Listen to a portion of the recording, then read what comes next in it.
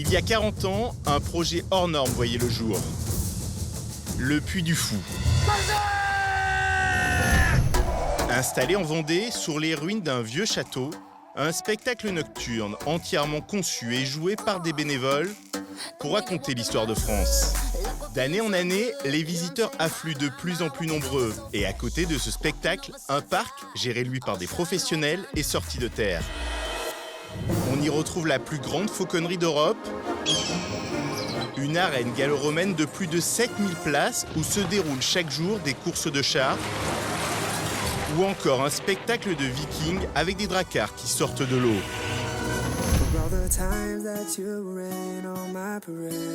Une immersion grandeur nature et magique dans l'histoire de France, où l'on croise des cascadeurs, des voltigeurs, des danseuses, des gladiateurs ou encore des mousquetaires. Nous les avons suivis dans leur quotidien durant tout l'été, et c'est cette histoire que vous allez vivre jour après jour. Comme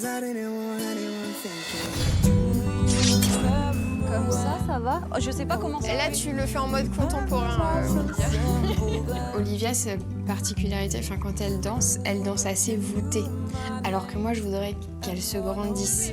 C'est un salut, quoi. Tu as juste, où tu fais ta tête comme ça, où tu fais. Mais Pour moi, c'est la normalité.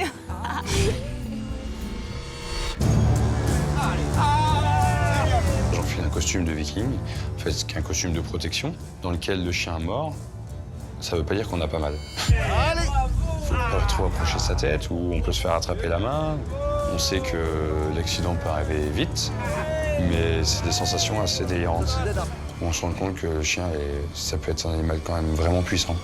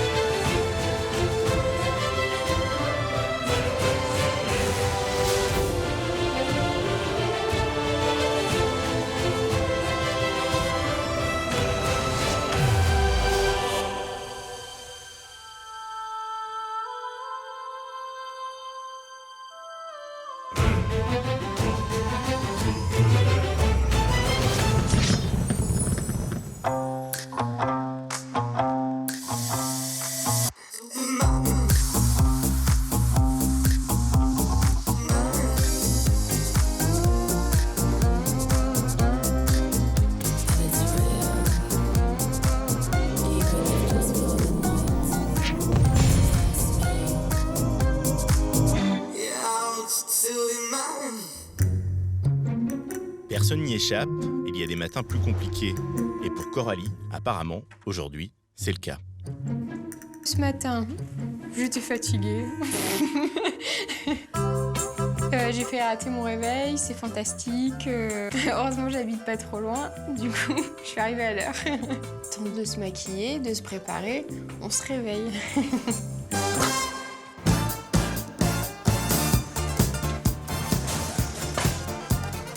Avant de partir en répétition, j'ai Olivia dans les vestiaires.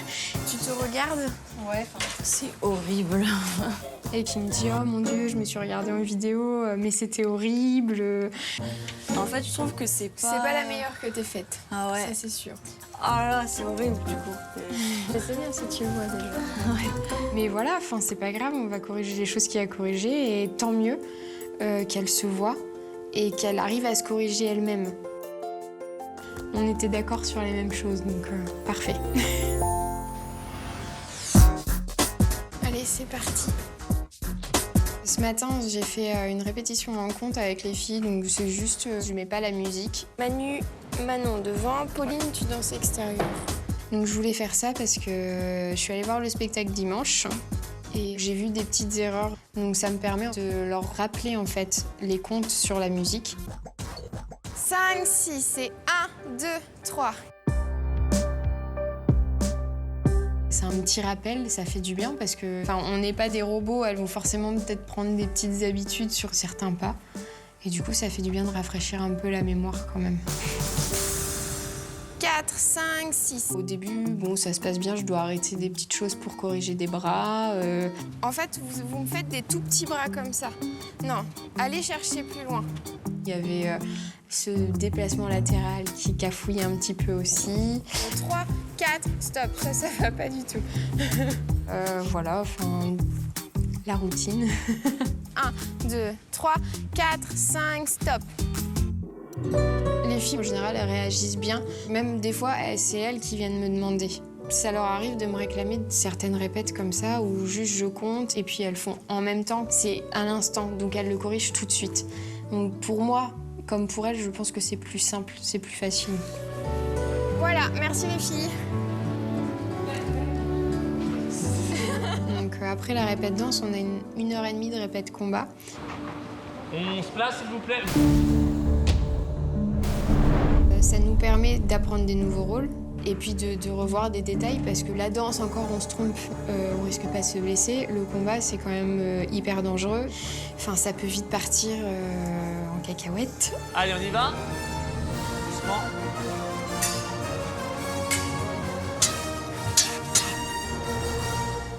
En fait, on a une nouveauté et j'ai dû la faire une fois, je crois, en répète. La nouvelle passe, là, j'ai pas confiance. Ah. Le bouton d'or arrive. Et moi, je dois crier pour lui dire que j'arrive. Hey! Paf, vous avancez. Vous reculez. Et j'étais pas sûre de mon timing, ça me semblait un peu bizarre. Hey! J'avais l'impression d'envoyer mon attaque au ralenti, ou je sais pas. Il m'a dit que c'était bon, donc j'ai dit OK, on laisse. Ça bloque. C'est ça. Pendant que je faisais le combat donc, avec D'Artagnan, je voyais Olivia qui répétait. Et puis en regardant, à un moment donné, je vois, elle fait un mouvement un peu... De loin, ça m'allait pas. C'était un peu bizarre. Olivia, du coup, je te voyais faire celui-ci, là, de loin. Et en fait, faut que tu plies plus sur les jambes. Et donc, je lui ai corrigé son mouvement, qui était un peu trop bas contemporain. Hein, Le pied, il se lève pas comme ça. Il reste au sol. Ça a été très bref parce qu'il fallait que je retourne au combat. Mais ouais, dès que je peux, je fonce. Les répètes combat, des fois c'est crevant et des fois ça l'est moins. Là, ce matin, ça allait, elle était plutôt cool, la répète.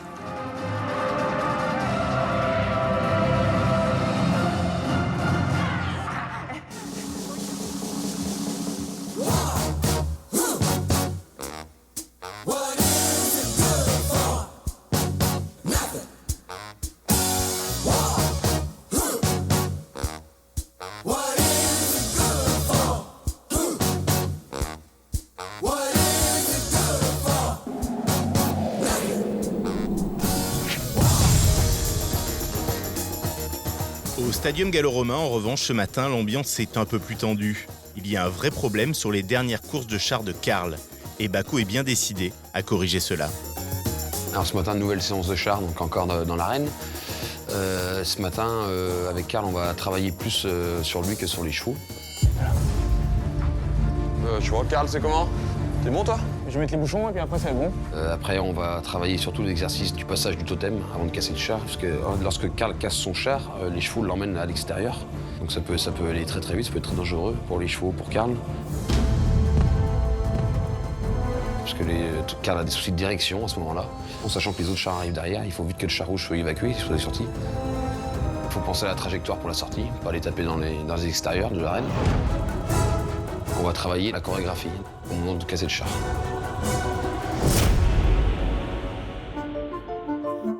Il a une cloche de moins, lui. Ouais, parce que, merde, faut le remettre parce que j'ai enlevé pour se souquer. Voilà, donc ce matin, lorsque Karl attelle, on le laisse un petit peu tranquille. Hein, on ne peut pas non plus être tous les jours dessus. Il faut aussi qu'il trouve son autonomie, qu'il trouve ses points de repère en permanence. Donc là, ce matin, je le laisse un petit peu tout seul quand même.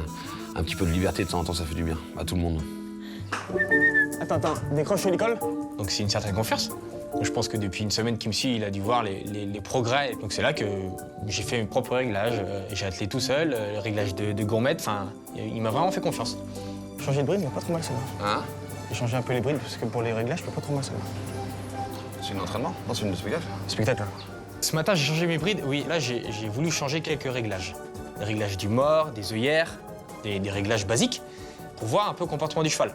C'est-à-dire qu'à Fumegado, le cheval qui est compliqué, je lui ai, ce qu'on va dire, baissé le mors. C'est-à-dire que le mors était haut dans la bouche, et là, je l'ai baissé d'un trou pour voir son comportement.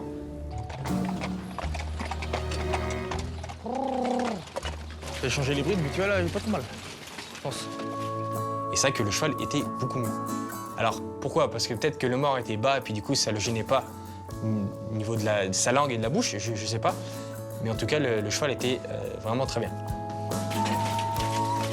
Descends. Et calme. Allez, calme.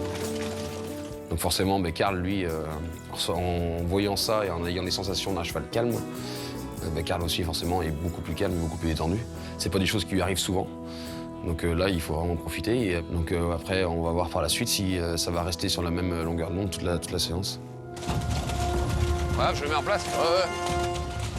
Bako, ce matin, il m'a dit, Karl, on va essayer de casser le char. Parce que quand j'ai fait ma course de char, et puis quand j'arrive au niveau de ce qu'on appelle le totem, c'est la grande barre qui tombe, mes chevaux, comme j'ai plus trop contrôle sur mes chevaux, parce que je pense à ma cascade, je pars vraiment à droite. C'est-à-dire que je longe en fait toute l'arène, et c'est pas bien. Parce qu'après, j'ai deux chars derrière qui arrivent très vite. Donc mon but de ce matin, c'était vraiment passer sur le totem, mais vraiment que mes chevaux ont passé le totem, qui pique à gauche. Pique à gauche. Ça y est, t'emmènes à droite. Alors c'est très important d'avoir un programme précis, surtout pour Karl, c'est-à-dire qu'il faut qu'il y ait quand même des objectifs à atteindre. Si jamais on laisse faire tranquillement, lorsqu'on n'a pas d'indication de choses à faire, on rentre dans une routine et donc on tourne et en fait les chevaux ne travaillent pas et le meneur non plus. Donc là, on lui impose un programme d'entraînement pour la matinée.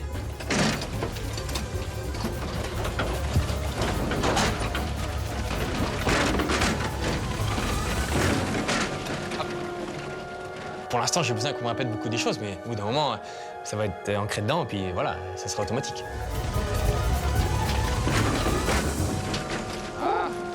Mieux ça. Alors je le vois progresser de jour en jour. Après, connaissant Karl, comme on sait qu'il est lunatique, on sait qu'il peut y avoir une régression à un moment donné. Donc on n'a pas le choix d'être en permanence avec lui. Mais maintenant, quand c'est bien, il faut savoir le dire aussi. S'il s'en est rendu compte et si la course se passe bien cet après-midi, il pourra qu'avancer après. Et là, oui, je suis content de Karl, bien sûr. Et que les chevaux s'entendent avec lui. Ah, mieux. Alors, lorsqu'on sort de l'arène, moi je suis content de la séance. Maintenant, j'espère que Karl va réussir à appliquer ce qu'on lui a dit ce matin, cet après-midi. Après, c'est encore autre chose avec la pression. Mais normalement, il n'y a pas de raison. S'il écoute ce qu'on dit, ça devrait marcher. 7000 personnes seront présentes cet après-midi dans le stadium pour voir si Karl réussit à mettre en application tous les conseils de Bako.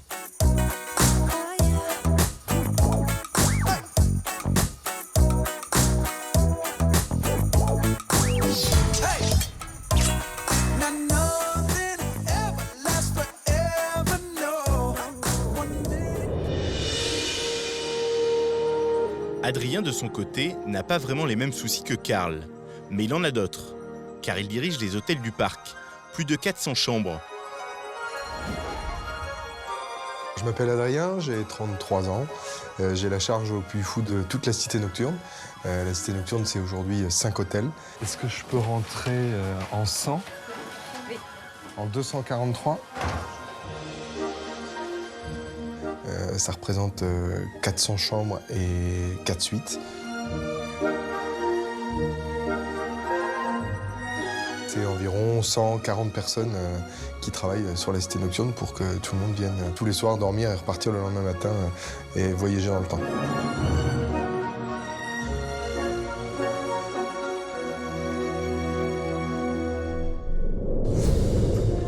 Et puis au quotidien, c'est 4 restaurants.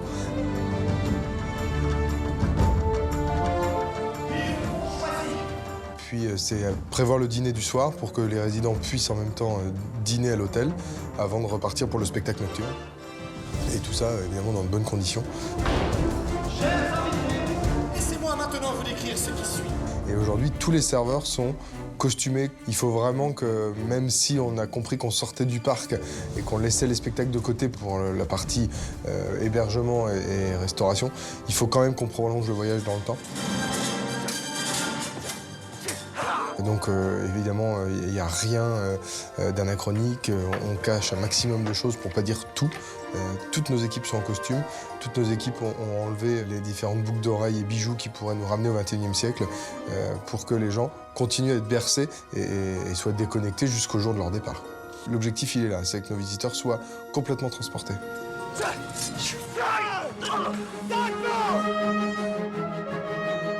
Oui, on a un rythme de travail soutenu, mais aussi on aime ça, ce rythme-là, on en a besoin. C'est ce qui nous fait certainement ne pas baisser ni la garde ni la vigilance et maintenir un cap toujours le même, droit devant nous. Donc les rendez-vous, les entretiens, aussi les détails sur lesquels mes équipes pourraient avoir des doutes. On regarde les toilettes, le HP. Oui, allô? On passe beaucoup aussi de coups de téléphone. Oui, allô? Oui, qu'est-ce qui t'arrive? Faire un point sur le récupérateur de graisse, tu sais, à la citadelle, pour savoir comment ça va, pour savoir quelles sont les nouvelles, etc. Oui, vas-y. Oui, allô? Je sais pas si t'es là aujourd'hui, alors je t'ai laissé un message. Mais cette proximité-là fait aujourd'hui qu'on est plus forts tous ensemble pour garder ce cap, quoi. Et puis... un pass qui nous permet de rentrer dans les locaux techniques. On va rentrer dans les lingeries, les LT. Alors ce matin, j'avais rendez-vous avec David Brégé. David Brégé, c'est le maître d'œuvre qui a suivi tout le chantier de la citadelle. Sur la 100... Alors le seuil a été refait. L'objectif de ce rendez-vous, après 3 mois d'ouverture, c'est de pouvoir faire un point et de se dire où est-ce qu'on en est dans ce qu'on a fini. Ça marche hyper bien, c'est vraiment top. Mais par contre, je me dis que si on veut faire les choses bien, Il faut qu'on referme ça. il faut fermer ces petits trous. Il faut aller au bout des choses, des petits raccords, une petite fuite qui a créé un petit bout de placo soufflé, on l'a vu ce matin. Pour pas qu'on voit de raccord, il faut refaire tout le plafond certainement. Ces choses-là, on va jusqu'au bout pour la satisfaction de nos visiteurs. Ouais. Il faut qu'on soit dans la perfection et dans le voyage jusqu'au bout. Quel chouette endroit pour travailler en fait. On est dans la magie tous les jours et on est au bien ici.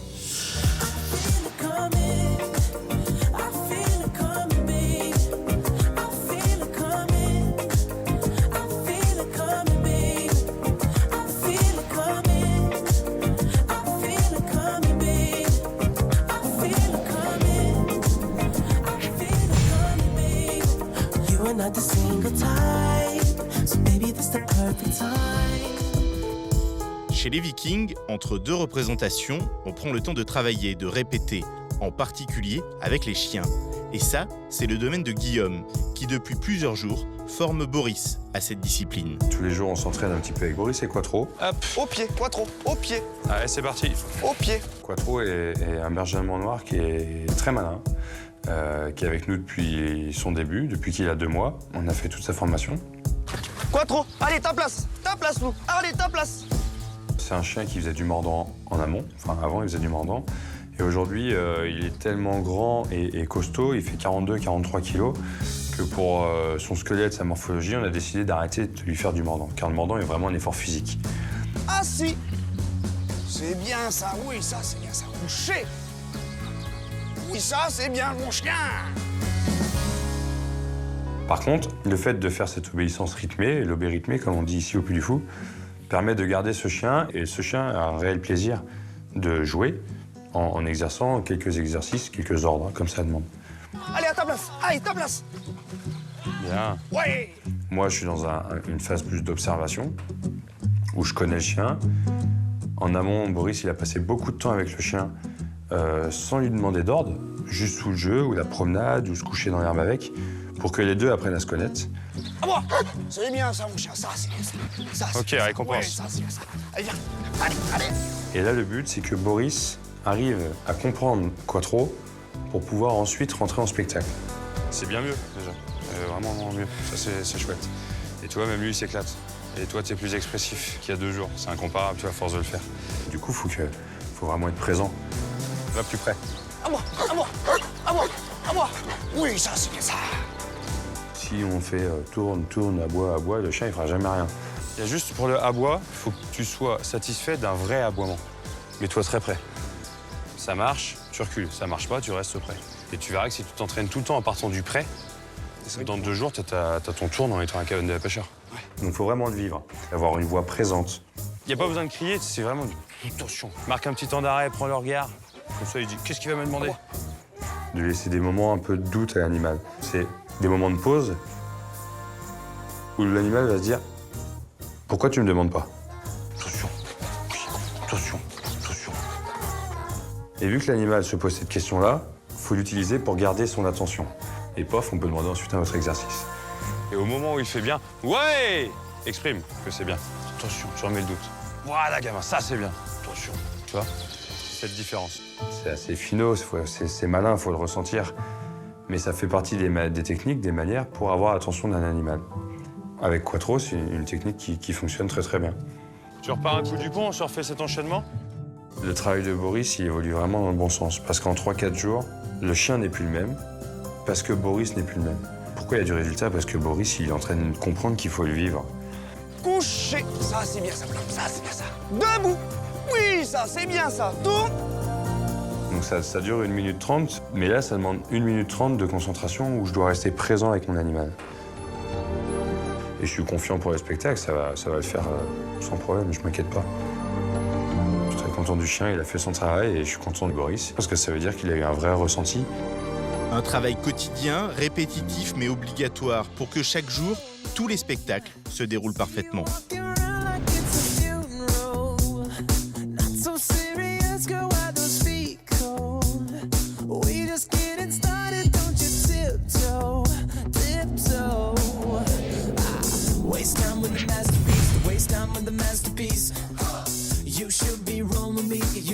Il est 16h30, dans quelques minutes, le stadium affichera complet.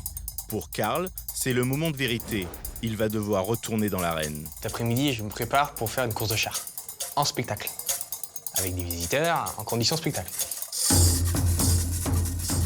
Donc, on fait un topo. Il y a un topo du spectacle, donc on énumère tous les rôles.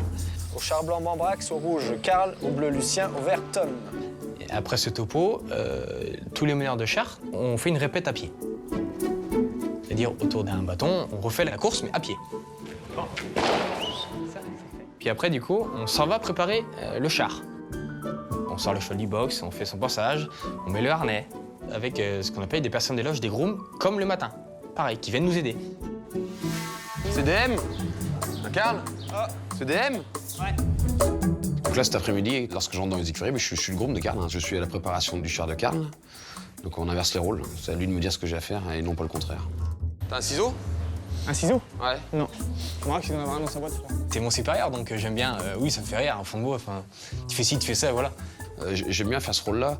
Donc moi, s'il me dit de faire ça, je le fais. Après, bien sûr, si je juge que c'est bon. Oui, c'est vrai que oui, c'est moi qui lui dis quoi faire. Mais c'est vrai qu'il prend des initiatives, puis comme il connaît les chevaux, il connaît vraiment comme moi, je connais les chevaux, quoi. Même plus que moi.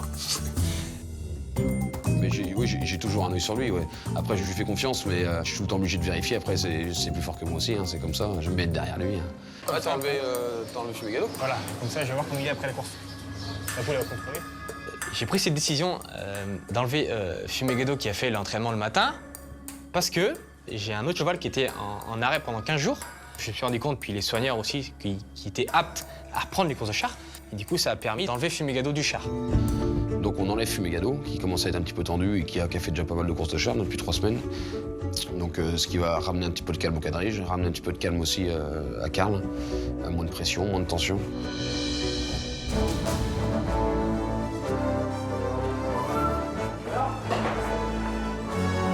Lorsque les meneurs sont en tenue avec les chevaux attelés, là, ça y est, c'est comme les chevaux, on est déjà dans le match. On est déjà en train de se remettre la chorégraphie en tête, de réfléchir à ce qui peut se passer ou ce qui devrait se passer. Donc tous les gars sont déjà dedans. Ouais.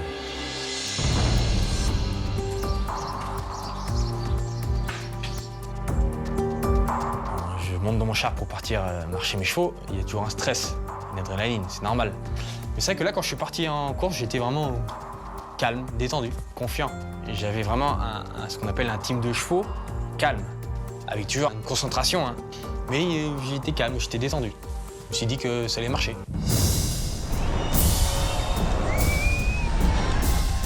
Dans l'arène, il y a à peu près 7000 personnes, ce qui est énorme. C'est la plus grande tribune du parc, du Puy Fou. Le public est là, il y a de l'attention pour nous. Ils sont à fond dedans, donc nous, maintenant, il faut faire une belle course.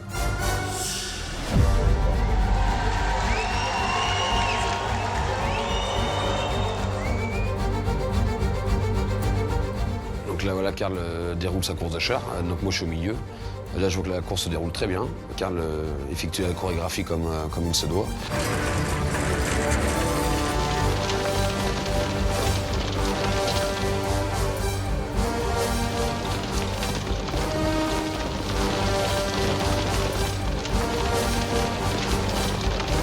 La course que j'ai faite, elle était extra. Les chevaux étaient détendus. Là, je me suis plaisir à la fin de course de char.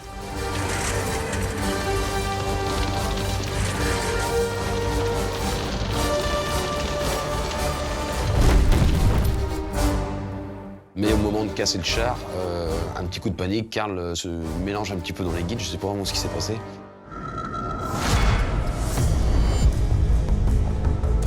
Et donc a eu du mal à casser le char. Il y a eu un petit souci en course parce que j'ai cassé un peu tard, c'est-à-dire 10 mètres plus loin. Le matin, je lui avais demandé d'appuyer sur la pédale plus tôt. Là, est-ce que c'est avec la pression, la panique, il n'y a pas pensé? Et le problème, c'est que je ne peux pas contrôler mes chevaux comme je les contrôle pendant la course. Car je me tiens au ridel, c'est-à-dire au ridel du char, pour casser. Donc mes chevaux, ils font un peu ce qu'ils veulent. Donc voilà, après, là, il a fait une erreur, il ne faudra pas que ça se reproduise. On va tout faire pour qu'il y arrive. C'est pas tout le temps comme ça, hein. Il y a des moments où je casse très bien. Mais il y a des jours comme ça, du moment que je casse. Alors, lorsque Karl sort, il est un petit peu énervé parce que l'effet de la cascade n'a pas fonctionné comme il faudrait. Et en plus, c'était un peu la gadoue. Donc Karl est plein de terre. Après, bon, ben, voilà, il y aura d'autres journées avec de la pluie. Hein. Ça, il va falloir qu'il s'y habitue aussi. Et quand je sors de la reine, je suis crépi debout. Je suis plus rouge ou marron, je suis beige. Alors, je suis quand même content de Karl. Pourquoi? Je suis surtout content de Karl, comment il a mené les chevaux. Parce que les chevaux ont tourné, ont fait une bonne chorégraphie. Ça n'a pas nuit aux autres meneurs. Une chorégraphie qui était homogène, qui était propre. Donc voilà, on arrive quasiment à la réussite. Après, ben voilà, il va falloir qu'il travaille. Nathalie, ma référente de danse sur ce spectacle-là, l'a formée sur les 2 chorégraphies de Vestal. Et aujourd'hui, je vais la valider, tout simplement, ou pas. Si ça passe ce matin, tu rentres cet après. Action-réaction, comme ça, t'as pas le temps de réfléchir. Pendant le spectacle des Vikings, on a Aldéric et Chilpéric qui arrivent à cheval, à côté du pont, avec un filet pour piéger un Viking dans le filet. Et comme il se fait traîner sur toute la scène, ça peut être un danger.